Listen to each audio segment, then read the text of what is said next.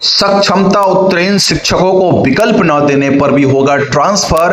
विकल्प चयन करने की पूरी प्रक्रिया में फंसी महिला शिक्षिका। बिहार में शिक्षकों का स्थानांतरण पदस्थापन की पूरी प्रक्रिया जाने। बिहार में सक्षमता उत्तीर्ण शिक्षकों के पदस्थापन पर संघ का पत्र हुआ जारी। सक्षमता परीक्षा 2 7 विषयों की पुनर्परीक्षा का प्रवेश पत्र जारी।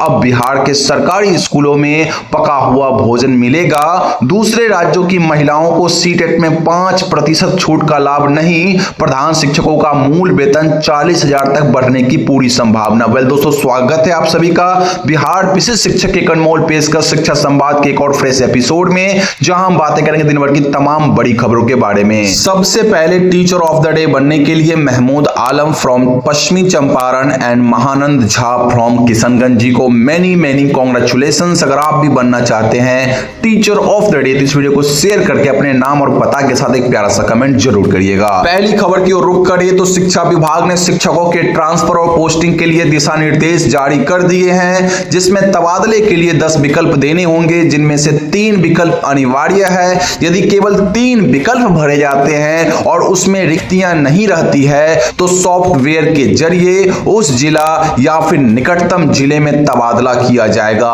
ऑनलाइन आवेदन प्रक्रिया 7 नवंबर से लेके 22 नवंबर तक ई शिक्षा कोष पोर्टल पर की जाएगी। जी हां, बिल्कुल शिक्षक साथियों तैयार रहेंगे 10 विकल्प देने के लिए। मिनिमम आप 3 विकल्प भर सकते हैं। ये बड़ी अपडेट है। इसी के साथ अगली खबर की ओर बढ़े तो यहां पे राज्य के सरकारी स्कूलों में कार्यरत सभी सक्षमता उत्तीर्ण स्थानीय निकाय के शिक्षकों के लिए ई शिक्षा कोष पोर्टल पर अपने टीचर आईडी से लॉगिन कर स्थानांतरण पदस्थापन हेतु विकल्प भरना अनिवार्य किया गया है। यदि शिक्षक फॉर्म नहीं भरते हैं तो उनके वर्तमान पदस्थापन स्थान को गृह जिला मानकर उनका स्थानांतरण किसी भी अन्य जिला में किया जा सकता है, जैसा कि मैंने आपको पहले रिपोर्ट में बताया। साथियों, इसी के साथ अगली रिपोर्ट की ओर बढ़े तो उससे पहले चैनल पर फर्स्ट टाइम जुड़े होंगे तो चैनल को सब्सक्राइब करके बेल आइकन जरूर से प्रेस कर ही लीजिएगा। साथियों, महिला शिक्षिका और विकलांग शिक्षकों को गृह पंचायत या नगर निकाय के अलावा 10 पंचायत चुननी होगी।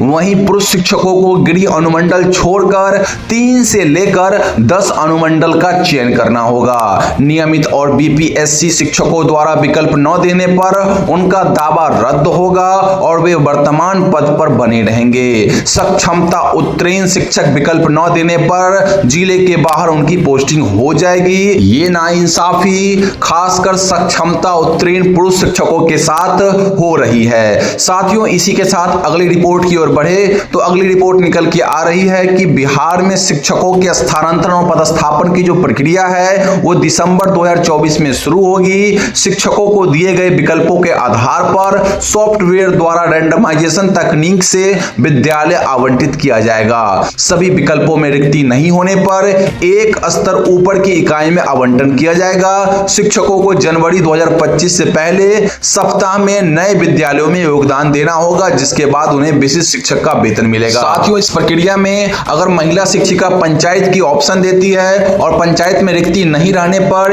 यह स्तर उठते उठते जिला तक जा सकती है। इसी के साथ स्नातक ग्रेड प्रशिक्षित शिक्षक संघ बिहार ने शिक्षा विभाग के अपर मुख्य सचिव को पत्र लिखा है, जिसमें सक्षमता परीक्षा उत्तीर्ण शिक्षकों के पदस्थापन के लिए उनके आवंटित जिलों में ही विकल्प प्राप्त करने की मांग की है। संघ ने बताया कि 1,87,000 शिक्षकों ने पहले ही जिला आवंटन प्राप्त किया है और अब अनुमंडल का विकल्प मांगना उचित नहीं है। संघ ने शिक्षकों के हित में शीघ्र कार्रवाई की अपील की है। साथियों, मैं बता दूं कि संघ को अब पत्र लिखने से कोई फायदा नहीं है। या तो कोर्ट का दरवाजा खटखटाए या फिर एक व्यापक आंदोलन करे। ये दोस्तों शिक्षकों की राय है। इसी के साथ बिहार विद्यालय परीक्षा समिति ने सक्षमता परीक्षा 2 के अंतर्गत रद्द 7 विषयों की पुनर्परीक्षा के लिए प्रवेश पत्र जारी कर दिया है। ये परीक्षाएं 26 अगस्त को हुई थी, लेकिन प्रश्न पत्र में विसंगति के कारण रद्द कर दी गई थी। पुनर्परीक्षा 13 नवंबर को होगी,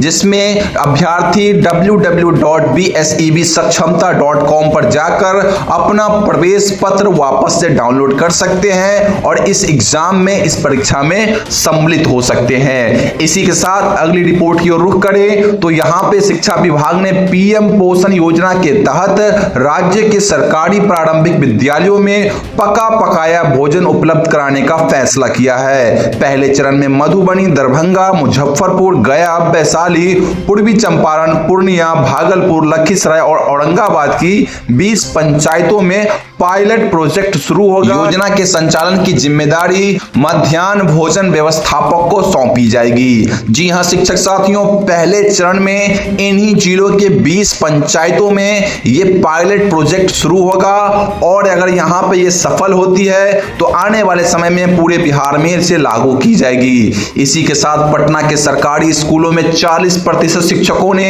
5 नवंबर के लिए छुट्टी का आवेदन दिया है, यानी नहाय खाए के दिन। हालांकि छठ की जो आधिकारिक छुट्टियां 6 से लेके 9 नवंबर तक घोषित है। 10 नवंबर को रविवार होने के कारण स्कूल 11 नवंबर को फिर से खुलेंगे। शिक्षकों ने बताया कि पहले नहाय खाए से ही स्कूल बंद होते थे, लेकिन इस बार छुट्टी में कटौती की गई है। हालांकि पहले तो 6 नवंबर की भी छुट्टियां रद्द थी, लेकिन बाद में इसे लागू की गई। वहीं पटना हाई कोर्ट के निर्णय के बाद बिहार शिक्षा विभाग ने आदेश जारी किया है कि दूसरे राज्यों की चयनित महिलाओं को केंद्रीय शिक्षक पात्रता परीक्षा यानी सीटेट में 5% छूट नहीं दी जाएगी। ऐसे में यदि किसी शिक्षिका के सीटेट में 60% से कम अंक है, यानी 90 अंक नंबर से कम नंबर है, तो उनकी नियुक्ति को रद्द कर दी जाएगी। इसी के साथ साथियों, अगली रिपोर्ट की ओर बढ़े उससे पहले अगर आप प्रधान शिक्षक या फिर विशेष शिक्षक बनने को अग्रसर है तो आप हमारे टेलीग्राम चैनल और व्हाट्सएप चैनल को जरूर ज्वाइन कर लीजिए, जिसका लिंक वीडियो के डिस्क्रिप्शन में है। वहां पे आपको इससे संबंधित सारी अपडेट्स समय पर मिलती रहेगी।